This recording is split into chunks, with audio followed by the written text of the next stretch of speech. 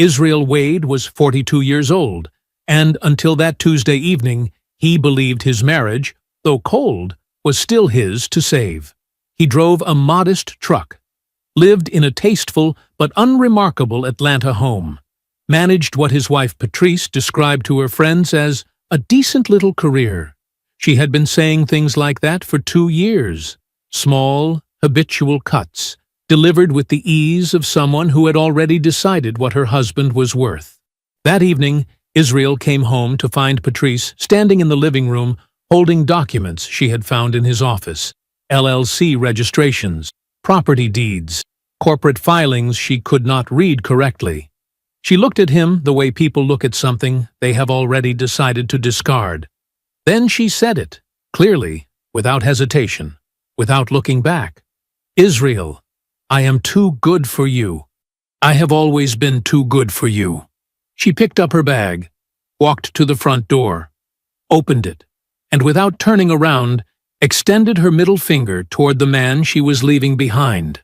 What Patrice Wade did not know, what she had never once bothered to find out in 8 years of marriage, was that the man she just dismissed was worth $300 million, and she was about to find out exactly what that meant.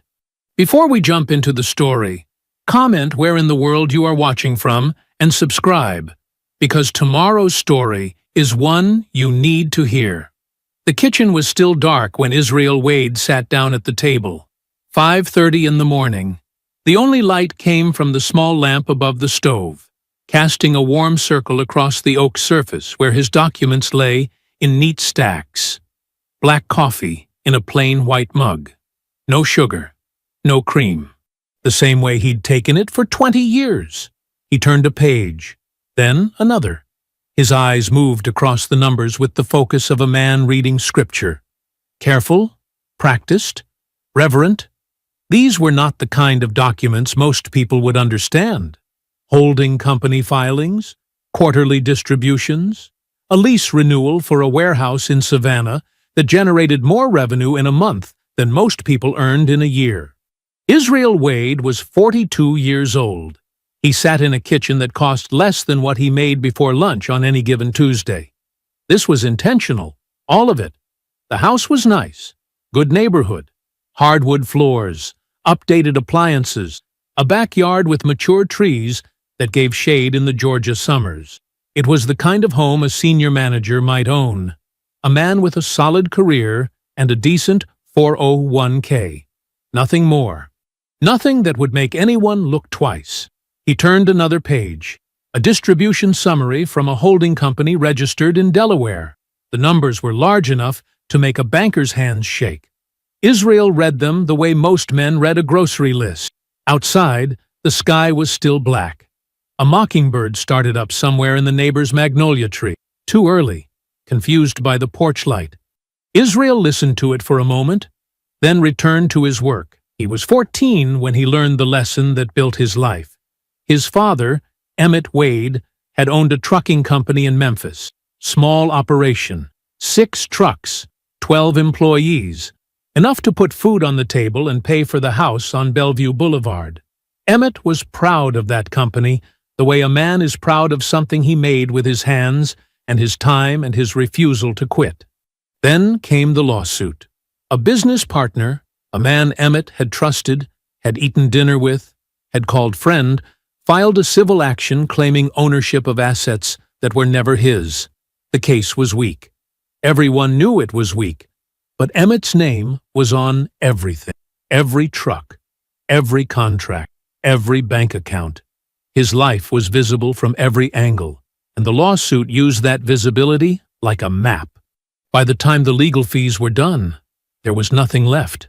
Not the trucks, not the house, not Emmett's health, which broke under the weight of it and never came back. Israel was 14. He watched it happen in real time. He watched his father's face change, watched the pride drain out of it like color leaving a photograph. He made himself a promise that year, a quiet one, the kind a boy makes in his chest, not out loud. Nobody will ever see what I have. Nobody will ever use what I built as a weapon against me. He kept that promise for 28 years. At 8:15, the sound of heels on the staircase. Israel did not look up immediately. He closed the folder, a plain manila folder, nothing remarkable, and placed it beneath a stack of utility bills.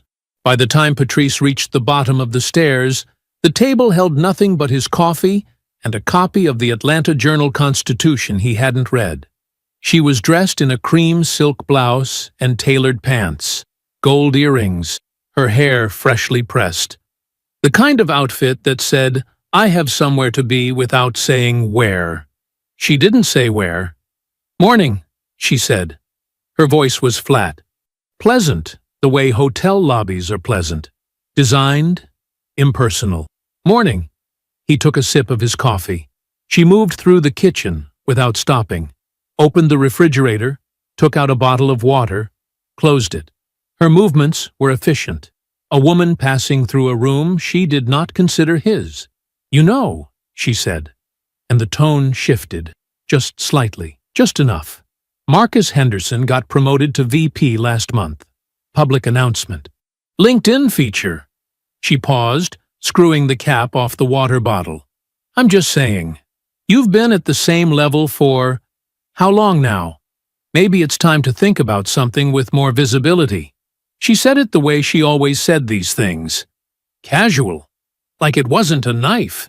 Like she was offering helpful advice to a man who needed it. Israel looked at her. His face revealed nothing. "I'll think about it," he said. She didn't notice the way his jaw tightened. She never noticed. She had never once, in 8 years of marriage, looked at him closely enough to see what lived beneath the stillness. "I have lunch today," she said, picking up her handbag from the counter. "Enjoy it." She walked to the door. No pause at the table. No hand on his shoulder. No kiss. The door opened. The door closed. The house went quiet. Israel sat in that quiet for exactly 30 seconds. Then he pulled the manila folder back out from under the utility bills and opened it again. Their marriage had been cold for 2 years. Not dead. Cold. The kind of cold that happens when one person has already left but hasn't yet said so. He knew what the lunch was. He knew who the lunch was with. He had known for 4 months. He had been patient. He had been preparing. His phone buzzed at 8:47, a 404 number he knew by heart. "Morning," Brendan's voice said. Low, easy, professional. "Morning." A pause. Then, "Everything's in place." 2 words, 3 syllables. 4 months of legal architecture compressed into a single confirmation. Israel said, "Good. You need anything else before Thursday?" "No. I'll call you if that changes." "All right, then." The line went dead. Israel finished his coffee. He washed the mug in the sink, dried it, and placed it back in the cabinet, handle facing left, the way he always did. He gathered his documents into a leather portfolio, plain and scuffed at the corners. He put on his jacket, a dark canvas work jacket, clean but unremarkable. He locked the front door behind him and walked to his truck. A black Ford F-150, 3 years old, well-maintained. The kind of vehicle a foreman might drive. A site manager, a man who works with his hands. The drive took 19 minutes, east on I-20, then south toward an office park near the airport. The complex was 3 beige buildings surrounded by parking lots and chain-link fence. A logistics company occupied one building, an insurance brokerage another. The third had no signage at all, just a suite number stenciled in small black letters on the glass door. Israel parked in a spot that had no name painted on the curb. He walked through the glass door, nodded to the receptionist, a woman named Diane, who had worked for him for 9 years, and continued down a carpeted hallway to a room where 14 people sat at desks, managing operations that spanned 4 states, warehouse networks, municipal freight contracts, commercial real estate holdings, a logistics system that moved goods for companies whose names appeared on the sides of buildings downtown. His name appeared nowhere on this building. It appeared on no building. It never had. Israel Wade set his portfolio on his desk, sat down, and began his day. The house was quiet when he opened the front door at 6:42 p.m., but it was the wrong kind of quiet. Israel knew the difference. There was the quiet of an empty house, the hum of the refrigerator, the tick of the hallway clock, the settling of wood in walls, and there was this, the quiet of someone waiting. He saw her before he finished closing the door. Patrice stood in the center of the living room, not sitting, standing. Her arms were at her sides, and in her right hand she held a stack of papers, maybe 20 pages, printed, some of them creased where she had gripped them too hard. On the coffee table behind her, more documents were spread out. He recognized them from across the room. LLC registrations, property deeds, corporate filing confirmations, pages from the folder he kept in the bottom drawer of his home office desk, the drawer with no lock, because a lock would invite curiosity. She had gone looking, and she had found exactly what he left to be found. "Sit down," she said. He didn't sit. He set his portfolio by the door and stood in the entryway, hands loose at his sides. He watched her face. It was not the face of a woman who was hurt. It was not the face of a woman who was confused. It was the face of a woman who believed she had caught him. "You want to explain these?" She lifted the pages slightly, a gesture of accusation. "Shell companies, Israel? LLCs I've never heard of?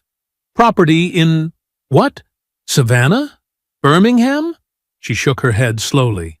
"How long have you been hiding money from me?" He said nothing. "I'm your wife."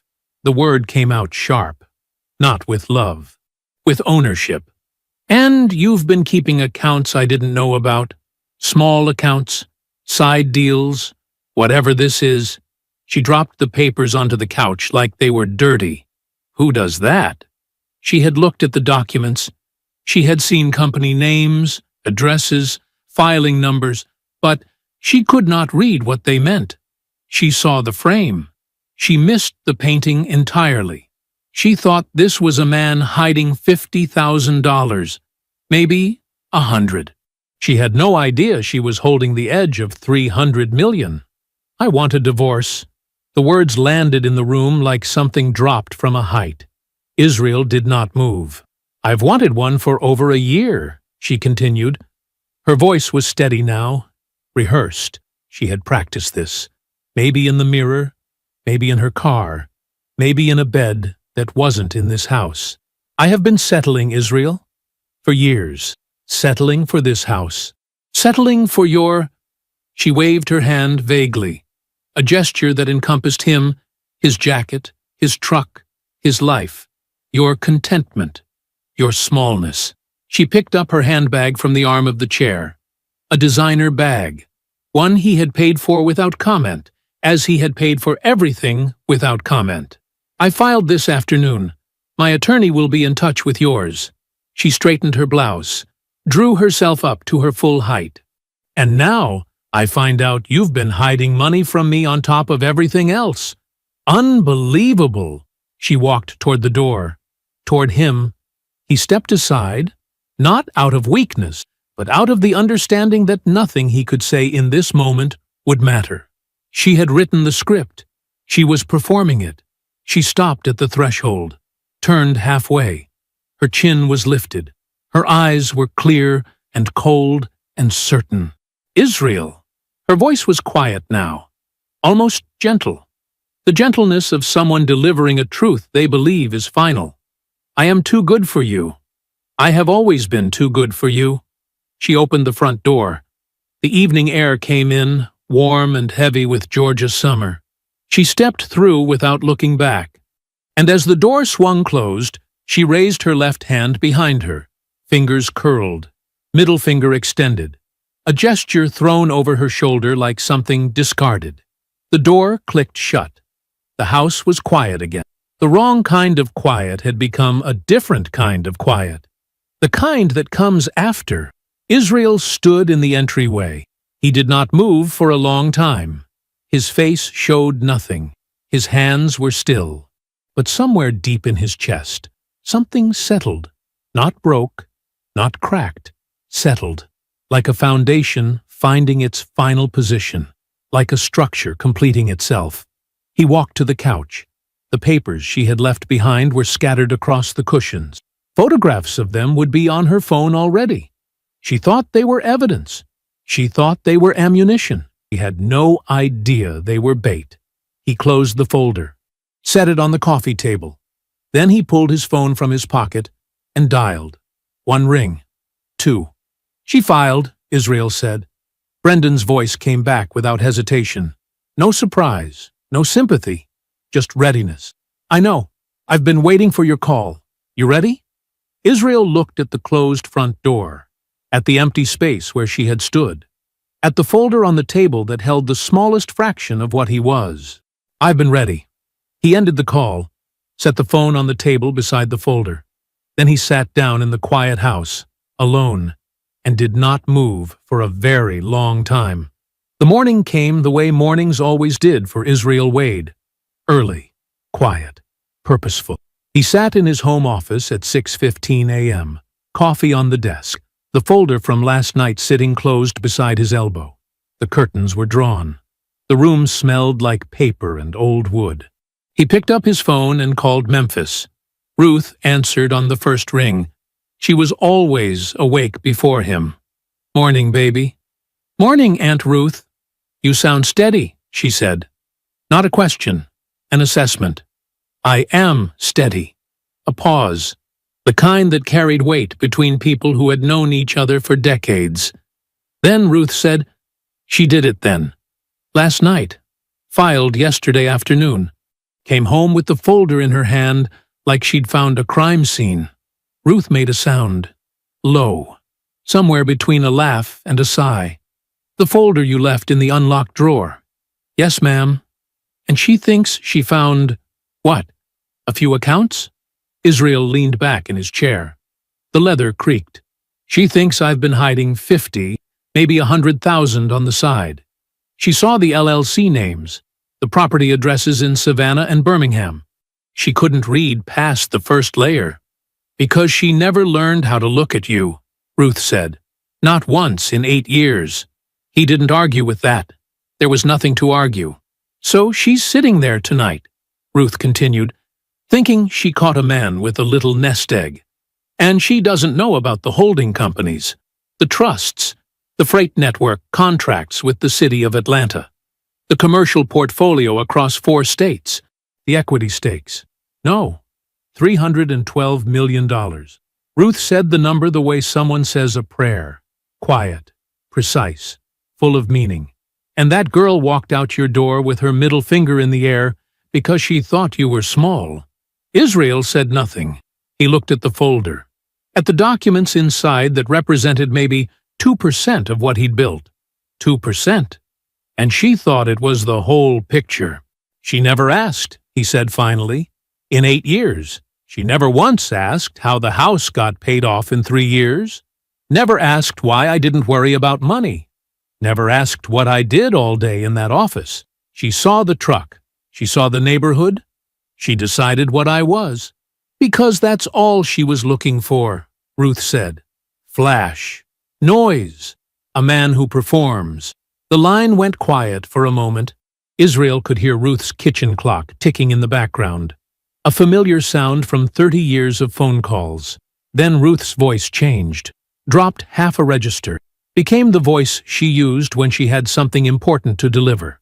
Israel, I need to tell you something I confirmed last week. He waited. Devlin Cross, she said. It's been more than 2 years. The words landed. He had suspected. He had felt the timeline in his bones. The way Patrice's coldness had a starting point. The way her comments about his ambition began on a specific month he could almost name. But suspecting and knowing are different countries. 2 years, he repeated. At least. My friend Gloria, you remember Gloria, works at the Peachtree Athletic Club. She saw them together 26 months ago. Not recent. Not new. This started before anything changed in your house. Before the comments. Before the distance. Israel's jaw tightened. Just once. then released. She was building the story, he said. The whole last 2 years. Every time she said I lacked ambition. Every time she told me to find something with more visibility. She was writing the reason, making it make sense. So when she walked out, it looked like she was leaving a man who wasn't enough. Not a woman who'd been cheating for 2 years. That's exactly what she was doing, Ruth said. And that man, Devlin, he's not what she thinks he is either. But that's not my part to tell. Israel breathed in, let it out slow. The anger was there, somewhere deep, somewhere contained. But it did not control him. It never had. Anger was fuel, not a steering wheel. She walked away from $300 million, he said, because she couldn't see past the truck I drive. And now she's going to find out, Ruth said. Israel sat with that for a moment. The house around him was still. Morning light pressed against the curtains. Thank you, Aunt Ruth. I love you, baby. Handle your business. He hung up, set the phone down, looked at the folder one more time. Then he picked the phone back up and dialed Brendan. 2 rings. Israel. Make the financial disclosure complete, Israel said. His voice was level. No heat, no hurry. Every asset, every holding, every number. I want her attorney to see it all at once. Brendan's office sat on the 4th floor of a building in Buckhead that looked like every other building on the block. Glass and steel. Anonymous. The kind of place serious money moved through, without anyone on the street ever knowing. Israel arrived at 9:01 a.m. on a Thursday, 2 days after Patrice walked out, 2 days after the middle finger, 2 days after the phone call with Ruth that confirmed what he already felt in his chest. Brendan met him in the conference room. No receptionist, no small talk. Just 2 men at a long table with a stack of documents between them and 16 years of friendship underneath. Brendan Ossie was lean, precise, and dressed like a man who billed $400 an hour because he was worth $6. His office was neat the way a surgeon's table is neat.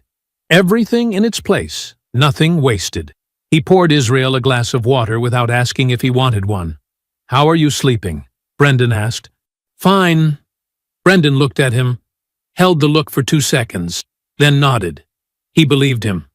All right. Brendan opened a folder and slid it across the table. Let's start with your friend Devlin Cross. Israel didn't touch the folder. He already knew what was inside, but he let Brendan tell it anyway. That was how they worked. Brendan built the record. Israel confirmed it. Devlin Cross, Brendan said, 44, regional real estate developer, 3 active projects, all undercapitalized, owes 2 general contractors, one in Marietta, one in Decatur, a combined $320,000 in unpaid invoices. Both have filed civil suits. His Bentley Continental is leased through a company he doesn't fully own. His personal residence has a second mortgage taken out 11 months ago. Israel sipped his water. The Bentley. Leased. I could have told you that the first time I met him. I know. Brendan's mouth twitched, something close to a smile. But now it's documented. He flipped a page in the folder. His expression shifted, became still. Now, the joint account. Israel set his glass down. 3 wire transfers, Brendan said. All from the joint savings account you and Patrice hold at SunTrust. January 14th, $12,000. March 9th, $20,000. June 2nd, $15,000. Total, $47,000. All sent to an LLC called Crossway Capital Partners. Devlin's LLC, Israel said. Devlin's LLC. Brendan let that sit. Registered in his name. No other principals. No legitimate business activity that my forensic accountant can identify. Just a receiving vessel. Israel's hands rested flat on the table. His breathing didn't change. His face didn't move. $47,000. His money, their money, moved to the man she was sleeping with. Not once, in a moment of weakness. 3 times. Over 8 months. Deliberately. Carefully. like someone building a runway. She wasn't just leaving. She was funding the departure with his fuel. She was paying him, Israel said quietly. Or investing in whatever dream he sold her, Brendan said. Doesn't matter which. Under Georgia law, this is textbook dissipation of marital assets, pre-filing transfers to a romantic partner with no marital purpose. Her attorney will have no answer for this. Israel nodded once. Add it to the counter-filing. Brendan made a note, then looked up, waiting. There's something else, Israel said. Devlin's been using my name. Brendan leaned back. Tell me. 2 investors in the last year, Marcus Holly and Terrence Boyd, both told me separately that Devlin pitched them on a mixed-use development, claiming he had a strategic relationship with me. Used my name to give himself credibility he hasn't earned. Brendan's pen stopped. His eyes sharpened. Did you authorize any such representation? I've spoken to Devlin Cross exactly twice in my life, both times at industry events, both times for less than 5 minutes. Brendan was already writing. Fraudulent misrepresentation. Civil action. Separate from the divorce entirely. He looked up. This forces him to retain a second attorney. Fight a second fight. With money he doesn't have. I know, Israel said. Brendan studied him for a moment. That look again. The one that measured whether Israel was acting from anger or architecture. You sure? Brendan asked. File it. Brendan closed the folder. Consider it done. They sat for another minute. 2 old friends in a quiet room. Then Israel stood, shook Brendan's hand, and walked out without another word. The parking garage was cool and dim. His truck sat in the second row, a black Ford F-150, 5 years old, clean but not new. The truck Patrice hated. The truck, she told him, made them look regular. He climbed in, pulled the door shut, sat. The cab was quiet. His phone rested in the cup holder. He picked it up and opened his messages. There it was, a half-written text to Devlin Cross. He'd started it last night at 2 a.m. 5 words. You have no idea what... He looked at those words for 10 seconds. Then he pressed delete. The message disappeared. The screen went dark. Israel started the truck, backed out of the space, and drove home in silence. 1 week later, Patrice walked into the law offices of Dana Whitfield and Associates like a woman picking up dry cleaning. She wore cream slacks and a silk blouse the color of champagne. Her bag was new. Devlin bought it, or said he did. She checked her phone in the elevator. She smiled at the receptionist like they were old friends. She was expecting an hour, maybe less. Go through the basics. Figure out what she could claim from the joint accounts, maybe the furniture, the Lexus, some portion of whatever little stash Israel had been hiding in those shell companies. She'd already decided she wanted the dining table. It was a beautiful piece, Italian walnut. She'd picked it herself. The receptionist led her to Dana's corner office. Glass walls on 2 sides. Atlanta spread out below in the mid-morning haze. Dana was already seated. Patrice noticed it immediately. Something in the way Dana held herself. Spine straight. Hands folded on the table. No smile, no warmth. Dana Whitfield was always warm. She'd built her practice on being the attorney women trusted with their worst days. But today, her face was a closed door. Sit down, Patrice, Dana said. Something about the tone. Not unkind, but heavy. Patrice sat, set her bag on the floor beside her, crossed her legs. So, where are we? Dana didn't answer right away. She reached beside her and lifted a document, thick, bound, professionally printed, and placed it on the table between them. The cover page read, Financial Disclosure, Israel J. Wade, 67 pages. Patrice reached for it the way a person reaches for a menu, casual, expecting nothing. She flipped open the cover page. The first line beneath the header read, Total confirmed net worth. Independent audit, Rothwell and Associates. $312,000. Patrice's hands stopped. Her eyes stayed on the number. They did not move. The number did not change. $312 million. $312 million. The air in the room seemed to thicken. The glass walls felt suddenly closer. The city below kept moving, indifferent. But inside this room, time had gone strange. "I don't," Patrice started. Stopped. Her mouth was dry. "Say that again." Dana did not repeat it. She let the silence hold. She let the document do what documents do. 10 seconds passed. 15. Then Dana spoke. Measured, professional. The voice of a woman delivering news she had already spent 2 hours processing alone. Page 4 through 11. Dana said, "Logistics holding companies. 3 separate entities. Combined annual revenue north of 90 million. Page 12 through 23. Commercial real estate portfolio. Properties in Georgia, Tennessee, North Carolina, and Florida. 41 properties total. Pages 24 through 30. 2 private equity stakes in regional freight companies. Pages 31 through 40. A warehouse and distribution network with active municipal contracts in 6 counties. Patrice was turning pages.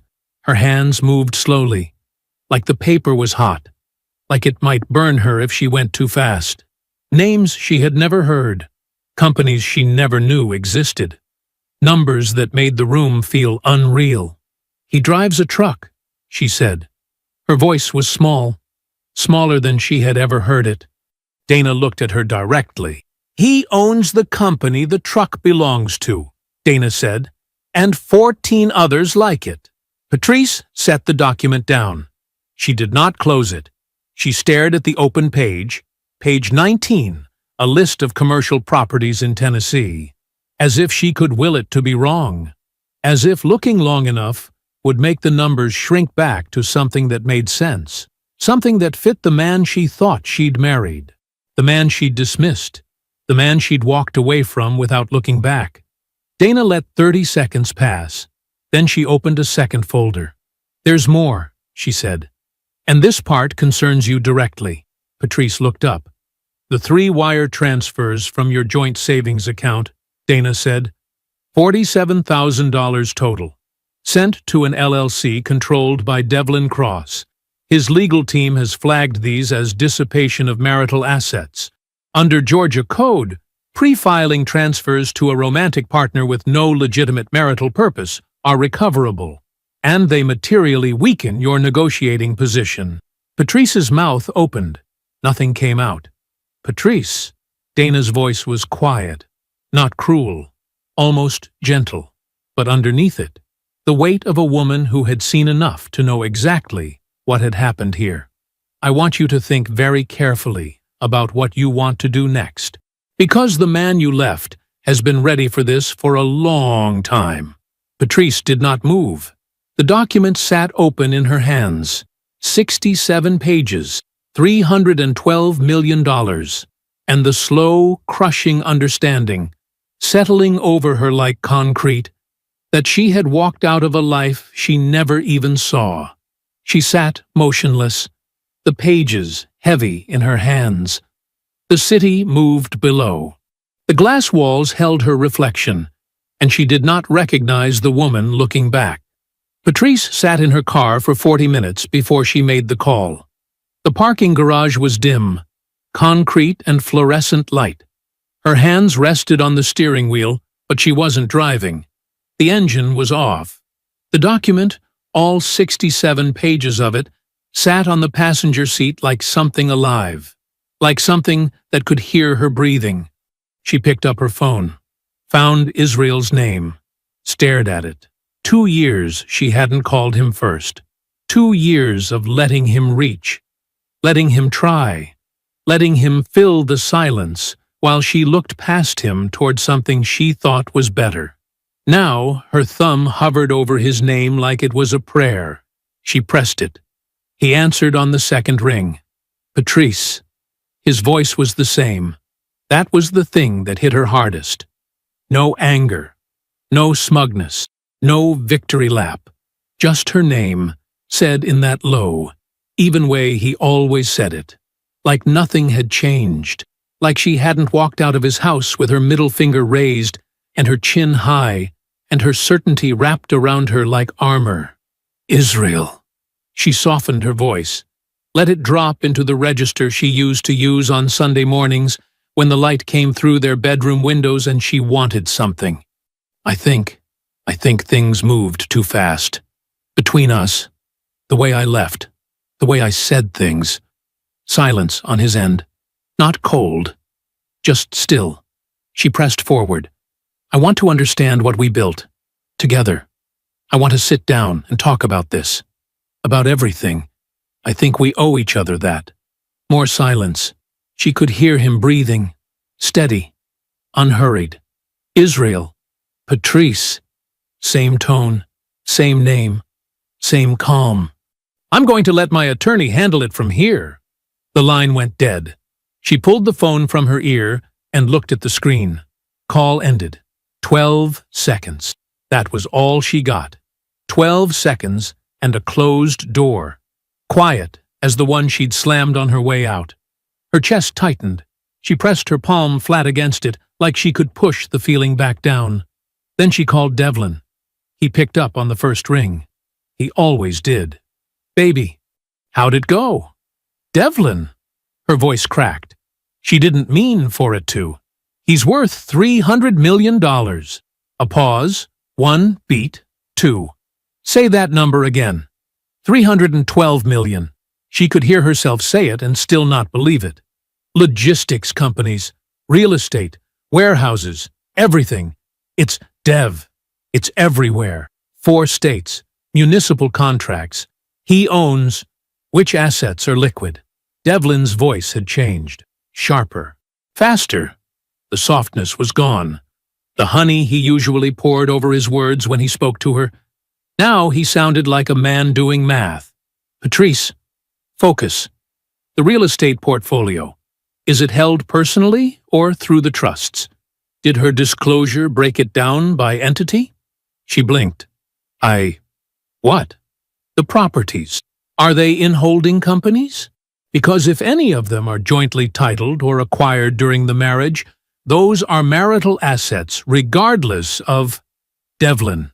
She said his name and he didn't hear it. The structure and the private equity stakes, are those premarital or did he acquire during? Because if they grew substantially during the marriage, you've got an appreciation argument even if… Devlin.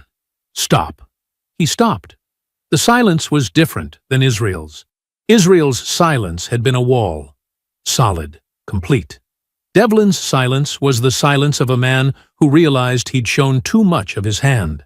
Sorry, baby. The honey was back. Slow and practiced.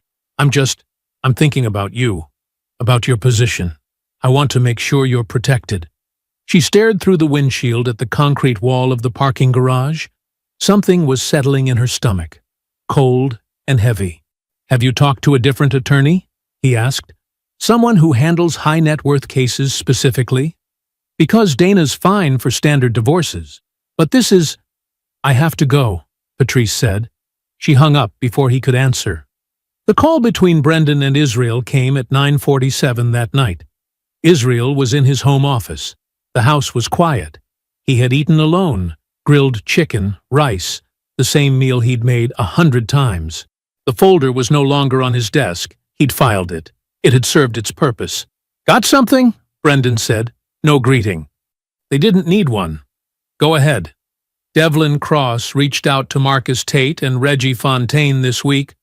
Both times he introduced himself as a potential strategic partner in your portfolio restructuring following the divorce. His exact words to Reggie were, "Hold on." The sound of paper. "I'm going to be closely involved in the real estate side going forward. Wanted to open a line of communication." Israel said nothing. "Marcus called me directly," Brendan continued. "Asked if he should be concerned. I told him no." Reggie forwarded the email. Israel leaned back in his chair. The ceiling above him was plain white. Simple, like everything he built. Nothing on the surface, everything underneath. He never wanted her, Israel said. He wanted access, a beat. Does she know? Brendan asked. Israel thought about the 12-second phone call, the shift in her voice, the softness she'd tried to put on like a costume that no longer fit. She's starting to. The filing hit the court record at 9:14 a.m. Brendan had been at his desk since 6, reviewing every line one final time. The counter-motion was clean, tight. 12 pages that told a story of money moving in one direction, out of a marriage, and into the hands of a man who had no right to it. 3 transfers, 3 dates, 3 amounts, $12,000, $18,500, $16,500, all routed to Pinnacle South Development, LLC, Devlin Cross's company, if you could call a shell with no real assets a company. The word in the filing was dissipation. It meant waste. It meant one spouse draining the marital pot for their own benefit while the marriage still existed on paper. In Georgia courts, it meant Patrice would answer for every dollar. Brendan signed the filing, handed it to his paralegal, and picked up the second folder. This one was thicker, 23 pages. A civil action against Devlin Cross for fraudulent misrepresentation. Specifically, his use of Israel Wade's name and implied business relationship to attract investor capital. 2 sworn statements from Marcus Tate and Reggie Fontaine. 1 forwarded email chain. 1 recorded voicemail Devlin had left Marcus 3 weeks prior, casual and confident, referencing my relationship with Israel's portfolio. Brendan filed it in a separate court. Different case number, different judge, different fight entirely. This was the architecture Israel had asked for. 2 fronts, 2 attorneys Devlin would need to retain. 2 sets of legal fees bleeding a man who was already leveraged past breathing room. By noon, Devlin Cross would know he was being sued. By tomorrow, he'd realize he couldn't afford the answer. Brendan leaned back in his chair and allowed himself one small smile. Then he called Israel. Both filed, he said. Clock's running. Good, Israel said. Nothing else. Israel made the second call at 11:15 that morning. He was standing in his kitchen, the same kitchen where Patrice had raised her middle finger, and walked out like she was leaving behind something small. He looked at the counter where the folder had sat. Clean now. Empty. He pulled up Carol Holloway's number. He had never deleted it. Some part of him had always known this call would come. She answered on the 4th ring. Israel. Surprise in her voice. Careful surprise. Carol. How are you? I'm fine, baby. She paused. He could hear her recalculating. They hadn't spoken in 5 months. She knew what this was. What's happened? Your daughter is about to make the worst decision of her life, Israel said. He kept his voice even. No drama, no performance, just the truth, plain and clear. I think you should be here. A long silence. Carol was 65 years old. She had lived through her own version of this. She had married a man all flash and no foundation, and he'd left her with a half-paid mortgage and a daughter who learned all the wrong lessons from watching. When? She asked. As soon as you can? I'll be there tonight. She arrived at 7. Israel opened the door, and Carol stepped inside, smaller than he remembered, her gray hair pulled back tight, her eyes sharp and searching. She hugged him. Brief, but real. The kind of hug that said, I'm sorry, without needing the words. He made her tea, set it on the kitchen table, sat across from her. Then he told her everything. The affair, 2 years, not months. The transfers, $47,000 moved to Devlin's LLC while Patrice was still sleeping in Israel's house, eating at Israel's table, spending Israel's money. The folder she'd found and misread. The divorce filing. The financial disclosure that revealed what Patrice had walked away from. Carol held her mug with both hands and did not interrupt. Not once. Her face shifted as he spoke. Small movements around her eyes, her mouth. But she let him finish. She let the full weight of it settle in the room like smoke. When he was done, the kitchen was quiet. The clock above the stove ticked. Outside, the evening had gone dark. Carol set her mug down. She looked at the table surface for a long moment. Then she looked up at Israel with eyes that carried something old and heavy. Something she'd been carrying for decades. "She did the same thing I always feared she would," Carol said quietly. Israel said nothing. There was nothing to say. The truth had been spoken, and it sat between them, undeniable. The divorce settlement conference was scheduled for the following week. The conference room was on the 14th floor of a glass tower on Peachtree Street. Long walnut table, 8 leather chairs, a wall of windows that looked out over downtown Atlanta, the morning sun cutting sharp lines across the carpet. Israel arrived first. He chose the chair at the far end of the table, back to the windows, face in shadow. Plain dark suit, white shirt, no tie, no watch, no cufflinks. Nothing on him that spoke. He set no papers on the table. He brought no briefcase. He folded his hands and waited. Brendan sat to his left, 2 folders in front of him, squared perfectly with the table's edge. A legal pad, a pen, nothing else. He did not make small talk. He did not need to. At 9:03, the door opened. Patrice's attorney entered first, Dana Whitfield, a tall woman in a charcoal blazer, her expression professionally neutral. She set her materials down at the opposite end of the table and arranged them with the efficiency of someone who had done this 1,000 times. Then Patrice. She wore a cream blouse and dark slacks, gold earrings, hair straightened and pulled back.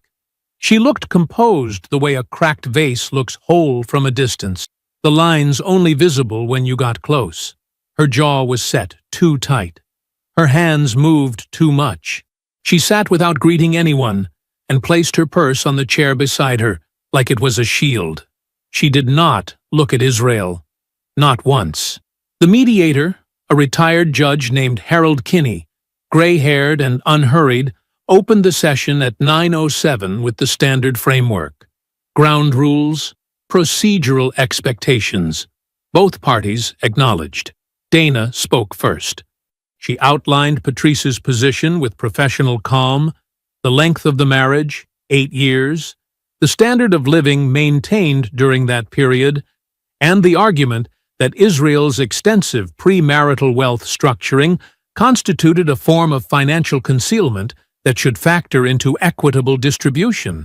She was good, measured. She did not oversell it. Brendan waited until she finished. Then he opened his first folder. "Before we discuss distribution," Brendan said, "I need to enter the counter-motion into the record of this session." He slid copies across the table. 1 to Dana, 1 to the mediator, 1 placed gently in front of Patrice's empty hands. 3 transfers from the joint marital account, Brendan said. $12,000 on March 3rd, $18,500 on June 19th, $16,500 on September 2nd. All directed to Pinnacle South Development, LLC, a company controlled by Devlin Cross, a man with whom Mrs. Wade has maintained an extramarital relationship for over 2 years. The room did not move. Brendan continued.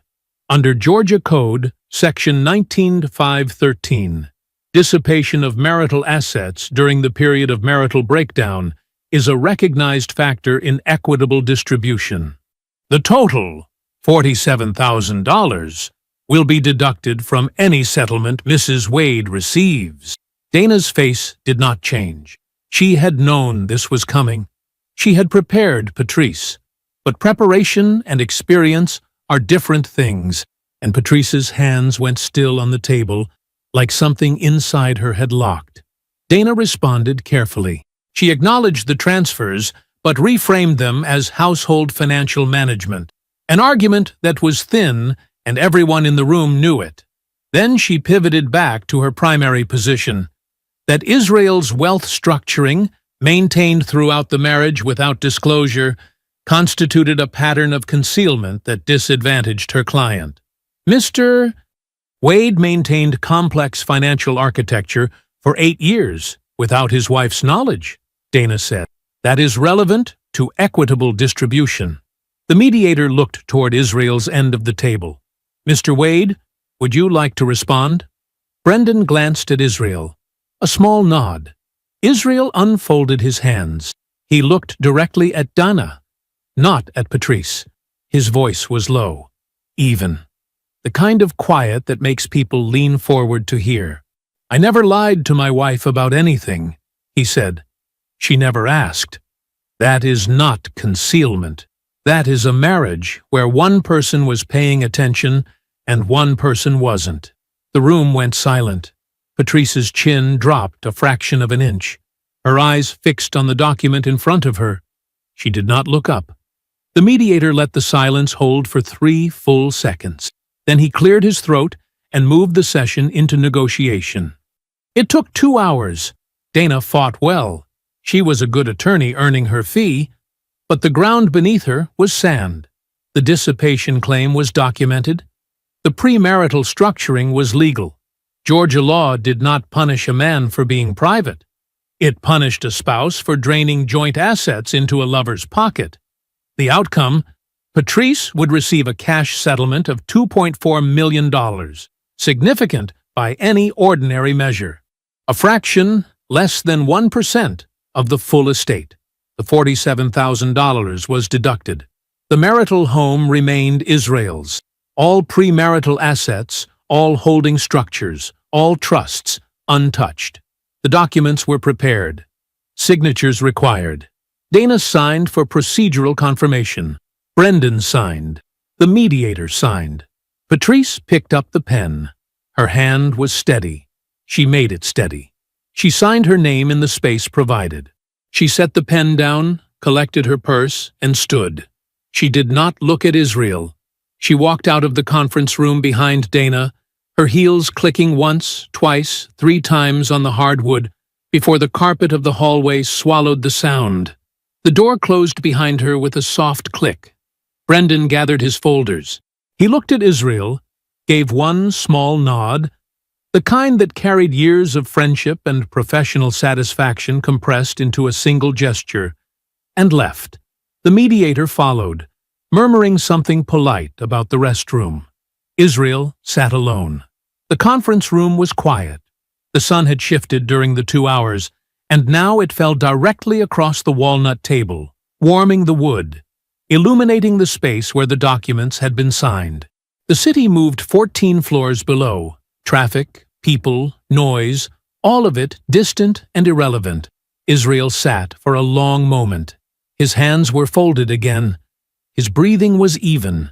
His face held nothing anyone could read. Then he stood.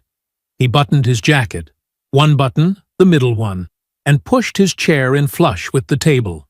He walked to the door, opened it, and stepped into the hallway without looking back. The living room was dim. One lamp on the side table, its shade throwing warm yellow light across the hardwood and leaving the corners in shadow. The curtains were drawn. The house smelled faintly of coffee that had gone cold hours ago. Patrice sat on the edge of the sofa, the same sofa she had picked out 4 years ago from a showroom in Buckhead. Her posture was rigid. Her purse was on her lap, like she was waiting for a bus. She had come because her mother asked. She had not expected Aunt Ruth to be there. Settled in the armchair by the bookshelf, quiet as furniture, watching everything. Carol Holloway sat across from her daughter in the accent chair by the window. She was 65. Her hands were clasped in her lap.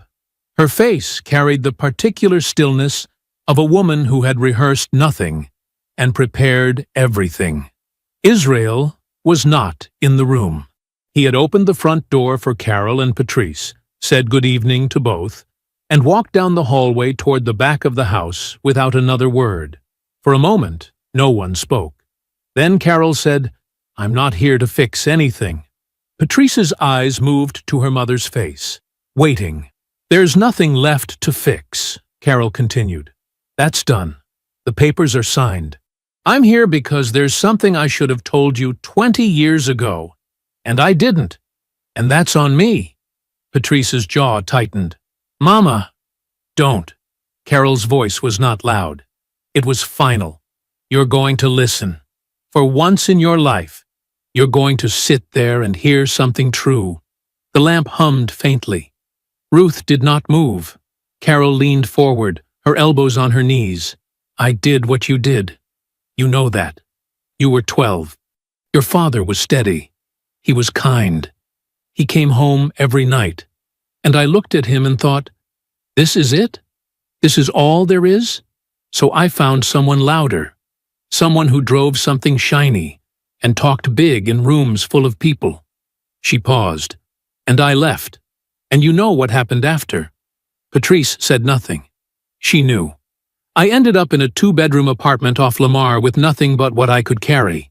Carol said, "And the man I left your father for? Gone in 8 months. Didn't even call to say goodbye. Just stopped showing up." She straightened.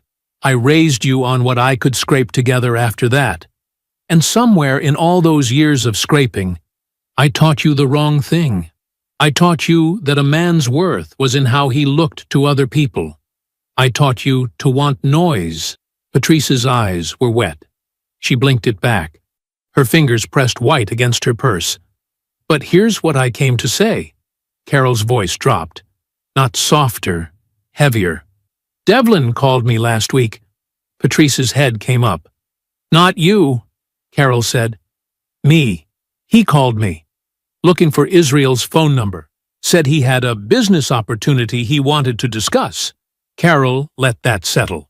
"Your man, the one you're with now, called your mother to get your husband's number. He wasn't checking on you. He wasn't asking about you. He was still trying to get to Israel." The room was absolutely still. Patrice opened her mouth, closed it. Her lips pressed together in a line so tight the color left them. "Think about that," Carol said. "Sit with it. Because I can't make you see it if you won't look." She stood. Slowly. Her knees protested, and she let them. "Israel loved you," Carol said, looking down at her daughter. "Not because you earned it. Because that's who he is. That's what he does. And you walked out that door and put your finger up at him like he was nobody." Her voice did not waver. "And now you know who he is. And you have to carry that. Every single day. You have to know what you had and what you did to it." Patrice did not move. Carol picked up her coat from the arm of the sofa. She looked at Ruth. A brief nod, the kind shared between women who understand each other without explanation, and walked down the hallway toward the guest room. Patrice sat for another 30 seconds. Then she stood, pulled her purse strap over her shoulder, and walked to the front door. She opened it. She stepped through. She pulled it closed behind her without a sound. No goodbye. No defense. Nothing. The house settled into quiet. Ruth sat in the armchair, listening to the faint sound of a car engine starting outside, then pulling away. She waited until the sound was gone. Then she looked toward the hallway. Israel stood in the doorway to the kitchen, leaning against the frame. His arms were crossed. His face was unreadable. Ruth studied him for a long moment. "You all right?" she asked. Israel looked at her. The faintest shift moved through his expression. Not a smile, not relief, but something settled. Something that had been settled for longer than tonight. "I've been all right," he said. "I've been all right for a while now." 6 months later, the kitchen table was different. The coffee was the same. Black, no sugar, poured before the son had any say in the matter. But the table was wide plank walnut, reclaimed from a barn in North Georgia. The window above the sink looked out over 11 acres of land that rolled gently toward a tree line of old-growth oaks. No neighbors close enough to see. No streetlights, just land and sky, and the deep quiet of a man who had finally built the house around the life he actually wanted. Israel Wade sat at that table at 5:30 a.m. with a document in front of him. The letter of intent was 12 pages, clean language, clear terms. A regional freight network, 18 trucks, 3 distribution hubs, contracts with 4 municipalities across the southeast. The company was family-owned, second generation, and the founders were ready to retire. They had come to Israel through a broker who knew someone who knew Brendan. The price was fair. The infrastructure was sound. The growth potential was the kind of thing Israel could see 3 moves ahead on, the way he always had. He read it through twice, not because he needed to, because he enjoyed it. The house was quiet around him, no tension in the quiet now, no absence shaped like another person, just space, his space. The floorboards didn't creak with someone else's disappointment. The air didn't carry the weight of being seen wrong. He set the document down and picked up his coffee, took a slow drink, let the warmth settle. 14 miles away, in a rented 2-bedroom condo on Peachtree Street in Midtown, Patrice Wade, she had not yet changed her name back, though the reason for keeping it shifted weekly in her own mind, was already awake. Not by choice. She had a 9 o'clock meeting at the marketing firm where she'd been working for 3 months. Entry level was too generous a word for the position. It was the kind of job she would have mocked 4 years ago, back when Israel's quiet income covered everything, and she had the luxury of calling herself between projects. Her settlement funds were not gone, but they were going, faster than she had planned. The condo was expensive.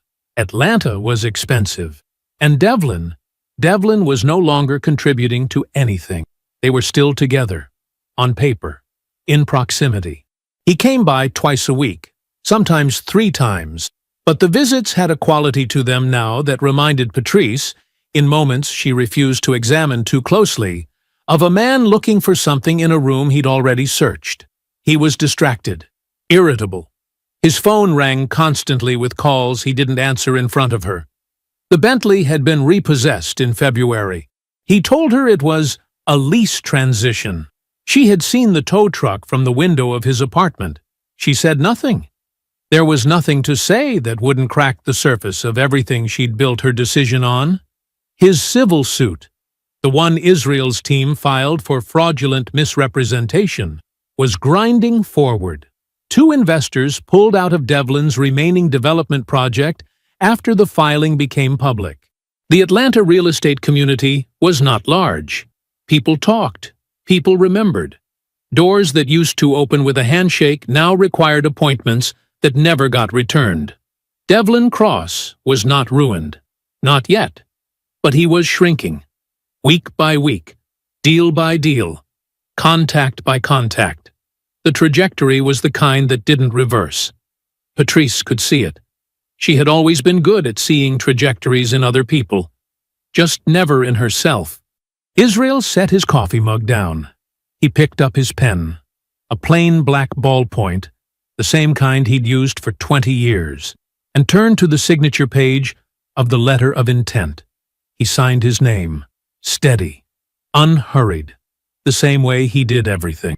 He set the pen down, pulled his phone from the table's edge, and dialed. 2 rings. "Morning, baby," Aunt Ruth said. Her voice was warm and immediate, the way it always was, as if she'd been waiting by the phone just to hear him breathe. "Morning," Israel said. He leaned back in his chair. Through the window, the sky was turning, deep blue giving way to amber along the tree line. The oaks stood black against it, patient as monuments.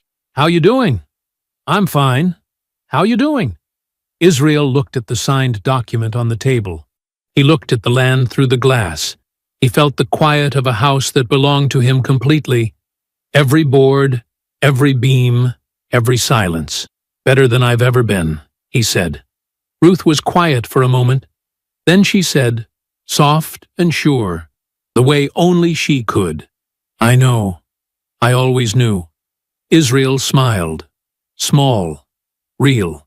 He set the phone down on the walnut table. The sun broke over his land, spreading gold across the grass, warming the glass, filling the kitchen with the kind of light that doesn't ask anything of you. The letter of intent sat signed beside his coffee. The empire continued, quiet and deep. And the ledger, the one that had always told the truth, the one that never needed anyone else to read it, was very, very good. I hope you enjoyed that one. Be sure to like the video and subscribe so you don't miss the next story. I've picked out 2 more for you that I think you'll really like.